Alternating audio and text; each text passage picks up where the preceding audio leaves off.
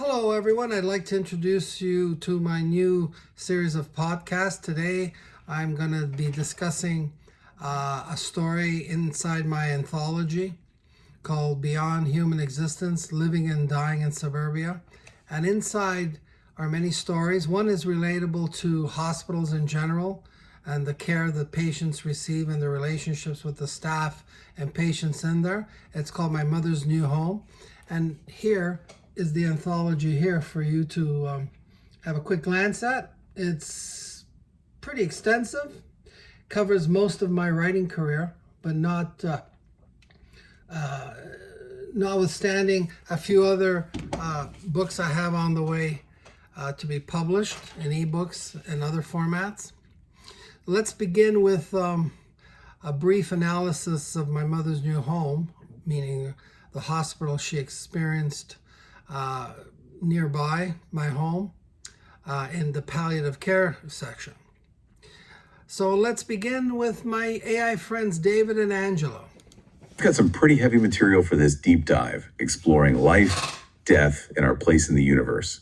And get this, all within the confines of a hospital. Oh, that's interesting. The source material sounds fascinating. What are we looking at specifically? We've got excerpts from a book called Beyond Human Existence by Angelo Zuccaro.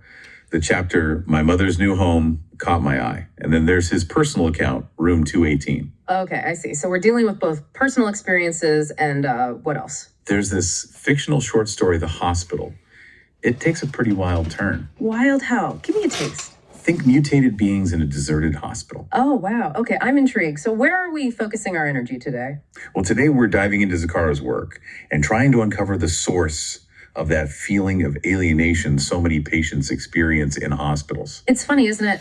Hospitals are meant to be places of healing, but they often become sources of anxiety and fear. You hit the nail on the head. Zuccaro really captures that feeling. He describes the hospital as a sanitary hollow, a place where the Grim Reaper lives and breathes. Wow, that paints a rather bleak picture. Those are powerful metaphors. He sets the tone right from the start. Exactly. You immediately get a sense of coldness, of sterility, of being detached from the human experience of suffering and healing. Yeah, there's this sense that he views the hospital as a separate entity, almost like a character in itself. And this attachment extends to his observations of everything: his dying mother, the other patients, even his own discomfort. It's like he's a scientist studying specimens under a microscope. There was a rather humorous scene when I walked into one of the rooms on the second floor of the palliative section, and I mistakenly went into a room with some Chinese people hovering around a bed, which I'm assuming was harboring their mother, who was very sick, perhaps reaching the end of her life. And I, for a second, thought my mother had transformed into a Chinese woman. Much to my chagrin, they quickly informed me that my mother had been moved to another room, which quickly solved the mystery. I went to check her just across the hall, and there she was in another room. Unbeknownst to me, nobody informed me, and of course it was a bit of a shock. But let's go on. Now that's interesting. Why do you think he adopts this approach? Is it a coping mechanism? A way to shield himself from the emotional weight of the situation? You know, it could be. Or maybe it's something deeper, like a philosophical stance that views life and death through a lens of, well, detachment. It's curious, this tension between his intellectualized observations and the raw human emotions he describes. Like he's battling with himself. Exactly. And that tension becomes even more apparent when we consider his interactions with the other patients. Right. Tell me about them. Who does he meet? There's Kate. She's this feisty Japanese woman in denial about her condition. And then there's Jack, a stoic man constantly trying to escape his restraints. Those are some pretty vivid characters. Anyone else? Oh yeah, then there's Scott, this former chef battling cancer, who actually forms a bond with Zuccaro. A bond, so there's a connection there. You'd think so, but even with Scott, there's still that sense of distance. Zuccaro describes them vividly, but you can tell he's holding back. Almost like he's afraid to fully engage with their suffering. It's strange, isn't it? This need to maintain a barrier. It makes you wonder, what is it about the hospital environment that fosters this alienation, even when surrounded by people going through similar experiences? And shared suffering, you'd think. So what does Zuccaro pinpoint as the main culprit? Well, he points to a few key factors. The impersonal interactions with staff, the endless routines, the lack of genuine connection. It's as if the hospital itself strips patients of their individuality. Right, like it reduces them to nothing more than a medical chart, a diagnosis. Precisely. And that sense of being lost in a system, well, that's amplified in the fictional short story, The Hospital. That's where things get really interesting. Okay, you've got to tell me more about this. What happens in the hospital? Imagine waking up from surgery to find the hospital completely deserted. Deserted, like no staff, no other patients. Exactly. And in their place are these, well, mutated beings. Mutated beings. So this takes a turn towards science fiction. Definitely. And the most striking detail, the doctors, they've transformed. One in particular, the urologist, he takes the form of the COVID-19 virus. Whoa, hold on. COVID as a doctor. That's a powerful image. What do you think Zuccharo is getting at with that? Well, it definitely taps into our current anxieties, right? This idea that a tiny virus can wreak havoc on the world. It's almost like he's giving this invisible threat a physical form, putting it in a position of power within the hospital. Exactly. And it raises some unsettling questions about the future. What does it mean that COVID has mutated into something intelligent, capable of learning, and even performing surgery? It's a bit unnerving, isn't it?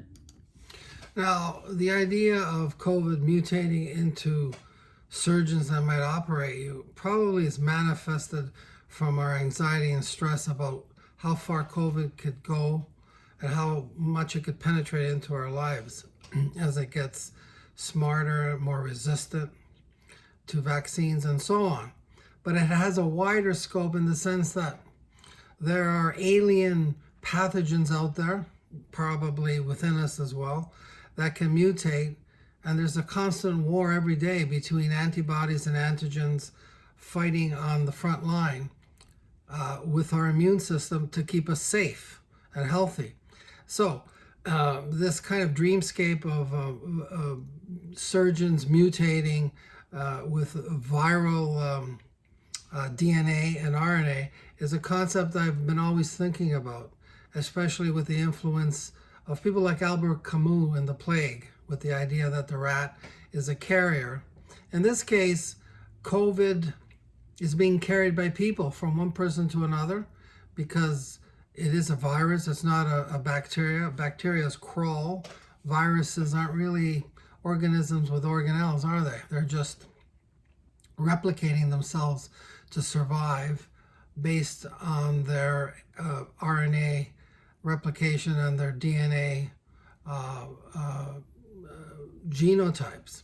The phenotypes in this case were the doctors who somehow mutated by the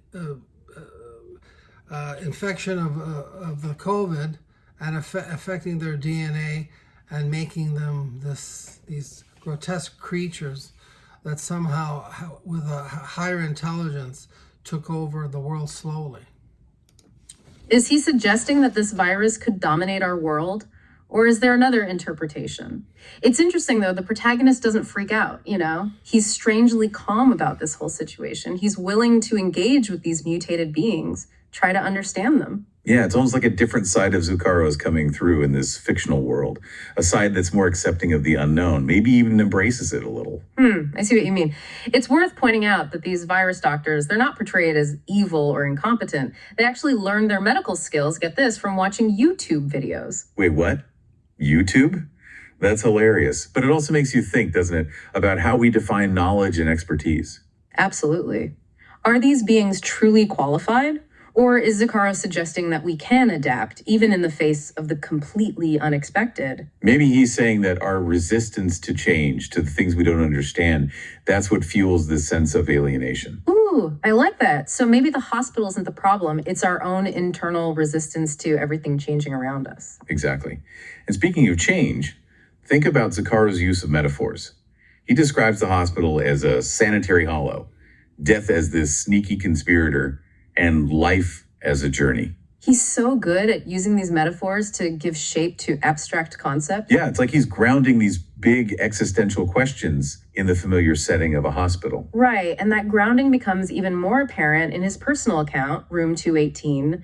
The focus shifts from his mother to his own experience as a patient. And the tone changes too, right? It becomes more about the daily realities of a hospital stay, the annoyances, the unexpected connections, those moments of humor that pop up amidst the discomfort. He's got a knack for capturing those small details, like the guy fixated on his bowel movements or the Korean man who's always glued to his radio. Oh, and don't forget the grumpy guy who's always complaining. They're so real, these characters, just regular people dealing with their own stuff. And then there's Scott, his roommate with cancer. You can really feel Zucaro's concern for him. There's actual empathy there, something we haven't really seen before. Yeah, their connection goes beyond that detachment we've been talking about. It's proof that human bonds can still form in a place like a hospital. It's a good reminder that even in the face of suffering, we're not alone. It makes you think about the power dynamics in a hospital too, the vulnerability of the patient, the reliance on others for care. It can be isolating, but it can also lead to unexpected connections, acts of kindness that go beyond the usual patient caregiver roles. Oh, absolutely. And Zucaro shows us both sides of the coin. He talks about the indifferent staff, the ones who are jaded or dismissive, but he also highlights those who go the extra mile, who treat their patients with dignity and respect. Like he's saying that even in a system that can feel dehumanizing, individual acts of kindness can make a huge difference. Totally. And those acts of kindness can come from anywhere. Remember that story about his former student's aunt who ends up being a nurse on his floor? Oh yeah, talk about a small world. That little connection brings some warmth into this otherwise sterile environment. It reminds you that we're all connected in ways we don't even realize. Even in a hospital where it feels like illness takes center stage, we're still part of a larger community. So we've talked about that alienated feeling patients get in hospitals, the possibility of COVID evolving into these strange beings, and Zucaro's use of metaphors to make these abstract ideas more real. But are there any flaws in his approach? That's a great question. One thing that jumps out is that his focus on his own experience might not be relatable for everyone. Right, and that detached style he uses, while effective for showing alienation, it could come across as cold or insensitive to some readers. And let's not forget the ending of the short story. It just ends abruptly, leaving a lot of questions hanging. What happened to the protagonist? What does it mean for the hospital to be run by virus doctors? That's true, but maybe that ambiguity is intentional, like it reflects the uncertainty that often surrounds illness and being hospitalized. You could be right. But at the end of the day, we have to acknowledge the limitations of Zucaro's perspective, even if it's thought-provoking and unique. It's a good starting point for having deeper conversations about patient care, empathy, and how we all deal with death. But it's important to remember that there are many different perspectives out there. It's a good point. We can get so caught up in one person's story that we forget it's just that one perspective among many. Right. And that's important to keep in mind as we continue this conversation. We spent a lot of time with Zucaro, his metaphors, his experiences, but it's crucial to acknowledge that everyone experiences hospitals, illness, and even death differently. I couldn't agree more. Zucaro gives us a unique lens, a way of examining our own anxieties about the medical world. But ultimately, how those themes resonate with each individual is a personal journey. What strikes me is his idea that the source of alienation might not be the hospital itself, but our own internal struggles, our fear of the unknown, our anxieties about illness and mortality. That's a powerful concept. It makes you wonder, can we approach those anxieties in a healthier way? Can we learn to be more comfortable with vulnerability, to acknowledge our fears without letting them take over? It makes me think about that scene where Zucaro talks about pushing on his mother's skin, hoping for some sign of life, even though she's already gone. It's so raw, so full of grief. A reminder that even the most detached observer can't escape those feelings. Absolutely. It's a testament to that universal human need for connection, for some kind of reassurance when faced with the ultimate unknown. And maybe that's what Zucaro is searching for in his writing, whether it's through his personal reflections or these fantastical stories. He's grappling with those big questions, those boundaries of human experience. And by doing so, he invites us to do the same. So what can we take away from all of this? What has Zucaro taught us? Maybe it's a reminder to approach those things that scare us, particularly the medical world, with a little more curiosity, to be open to the unexpected. I like that. An open mind, a sense of curiosity. And maybe it's a chance to challenge our own preconceived notions about hospitals, about illness, about death, to ask ourselves, how can we make healthcare more compassionate? How can we better support those going through difficult times?